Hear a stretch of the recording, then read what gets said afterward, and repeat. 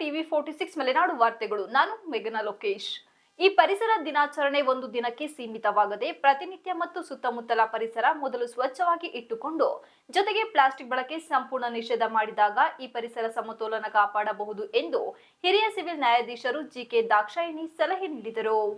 ನಗರದ ಜಿಲ್ಲಾಧಿಕಾರಿ ಆವರಣದಲ್ಲಿ ನಗರದ ಜಿಲ್ಲಾಧಿಕಾರಿ ಕಚೇರಿ ಆವರಣದಲ್ಲಿ ಜಿಲ್ಲಾಡಳಿತ, ರಾಜ್ಯ ಮಾಲಿನ್ಯ ನಿಯಂತ್ರಣ ಮಂಡಳಿ, ಕಾನೂನು ಸೇವೆಗಳ ಪ್ರಾಧಿಕಾರ, ಸಾರ್ವಜನಿಕ ಶಿಕ್ಷಣ ಇಲಾಖೆ, ವೈದ್ಯಕೀಯ ವಿಜ್ಞಾನಗಳ ಸಂಸ್ಥೆ, ಭಾರತ್ ಸ್ಕೌಟ್ಸ್ ಅಂಡ್ ಗೈಡ್ಸ್ ಕೈಗಾರಿಕೆಗಳ ಸಂಯುಕ್ತಾಶ್ರಯದಲ್ಲಿ ಗುರುವಾರ ಬೆಳಗ್ಗೆ ವಿಶ್ವ ಪರಿಸರ ದಿನಾಚರಣೆ ಅಂಗವಾಗಿ ಹಮ್ಮಿಕೊಳ್ಳಲಾಗಿದ್ದ ಜಾಗೃತಿ ಜಾಥಾ ಉದ್ಘಾಟಿಸಿ ಮಾತನಾಡಿದ ಅವರು, ವಿಶ್ವ ಪರಿಸರ ದಿನಾಚರಣೆ ಎಂದರೆ ನಮ್ಮ ಸುತ್ತಮುತ್ತಲ ಪರಿಸರ ಎಂದರೆ ಮೊದಲು ನಮ್ಮ ಮನೆಯ ಜಾಗವನ್ನು ಸ್ವಚ್ಛವಾಗಿ ಇಟ್ಟುಕೊಂಡರೆ ಮಾತ್ರ ಈ ಪರಿಸರ ದಿನಾಚರಣೆ ಆಚರಣೆ ಮಾಡುತ್ತಿರುವುದಕ್ಕೆ ಅರ್ಥ ಬರುತ್ತದೆ.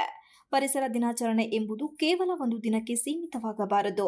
ಪರಿಸರ ತ್ಯಾಜ್ಯ ನಿರ್ವಹಣೆ ಮತ್ತು ಪ್ಲಾಸ್ಟಿಕ್ ನಿರ್ಮೂಲನೆ ಮಾಡುವುದು ನಮ್ಮೆಲ್ಲರ ಆದ್ಯ ಕರ್ತವ್ಯ ಮತ್ತು ಜವಾಬ್ದಾರಿಯಾಗಿ ಪರಿಸರವನ್ನು ಸ್ವಚ್ಛವಾಗಿ ಇಟ್ಟುಕೊಳ್ಳಲು ಅಸಮರ್ಥರಾದಾಗ ಇಂತಹ ಆಚರಣೆ ಎಷ್ಟು ಉತ್ತಮವಾಗಿದೆ ಎಂಬುದು ಪ್ರಶ್ನೆಯಾಗುತ್ತದೆ. ಪ್ರತಿದಿನವೂ ಕೂಡ ಸ್ವಚ್ಛತೆಗೆ ಪ್ರಾಮುಖ್ಯತೆ ಕೊಡೋಣ ಎಂದರು.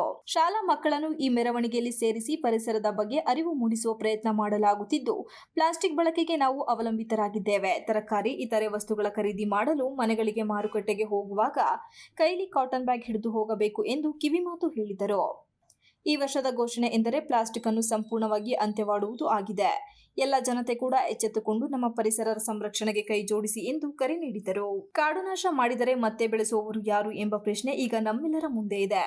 ಮಕ್ಕಳು ಒಂದು ಗಿಡವನ್ನು ನೆಡುವ ಮೂಲಕ ಪರಿಸರದ ಜಾಗೃತಿ ಮತ್ತು ಅದರ ಮಹತ್ವವನ್ನು ನಾವೆಲ್ಲರೂ ತಿಳಿದುಕೊಳ್ಳಬೇಕಾಗಿದೆ.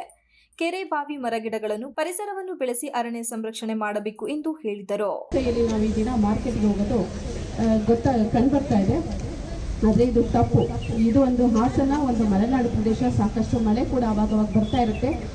ಒಂದು ಶಾಪಿಂಗ್ ಅಂದರೆ ಬೆಳಿಗ್ಗೆ ನಾವು ದಿನನಿತ್ಯದ ಸಾಮಗ್ರಿಗಳನ್ನ ತಗೊಳ್ಳಿಕ್ಕೆ ಹೋಗ್ಬೇಕಂತಂದ್ರೆ ಕೈಯಲ್ಲಿ ಒಂದು ಕಾಟನ್ ಬ್ಯಾಗ್, ಅದರ ಜೊತೆಗೆ ಒಂದು ಛತ್ರಿ, ಇದನ್ನಿಷ್ಟನ್ನು ಇಟ್ಕೊಂಡು ಹೋದರೆ ನಾವು ನಮ್ಮ ಪರಿಸರನ ಸಾಕಷ್ಟು ಒಂದು ಸ್ವಚ್ಛವಾಗಿ ಇಡಲಿಕ್ಕೆ ಸಾಧ್ಯ ಆಗುತ್ತೆ.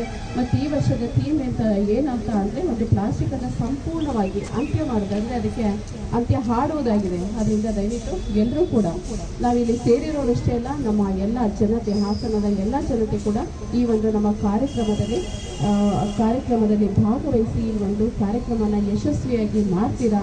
ಮತ್ತು ಪ್ರತಿದಿನ ನಮ್ಮ ಪರಿಸರವನ್ನು, ಸುತ್ತಮುತ್ತಲ ಪರಿಸರವನ್ನು ಸ್ವಚ್ಛವಾಗಿ ಇಟ್ಕೊಳ್ಳಿಕ್ಕೆ ಎಲ್ಲರೂ ಕೈ ಜೋಡಿಸ್ತೀರಾ. ಅದರಿಂದ ನಮ್ಮ ದೇಶದ ಅಭಿವೃದ್ಧಿ ಖಂಡಿತ ಆಗುತ್ತೆ ಅಂತ ಹೇಳಿ ಮತ್ತೊಮ್ಮೆ ಶುಭಾಶಯಗಳನ್ನ ತಿಳಿಸಿ ನನ್ನ ಮಾತುಗಳನ್ನು ಮುಗಿಸ್ತೇನೆ. ಎಲ್ರಿಗೂ ನಮಸ್ಕಾರ. ಕಾರ್ಯಕ್ರಮದಲ್ಲಿ ಪರಿಸರ ಅಧಿಕಾರಿ ಸುಗಂಧ, ಭಾಸ್ಕರ್, ಇಮ್ಸ್ ನಿರ್ದೇಶಕ ರಾಜಣ್ಣ ಇತರರು ಉಪಸ್ಥಿತರಿದ್ದರು.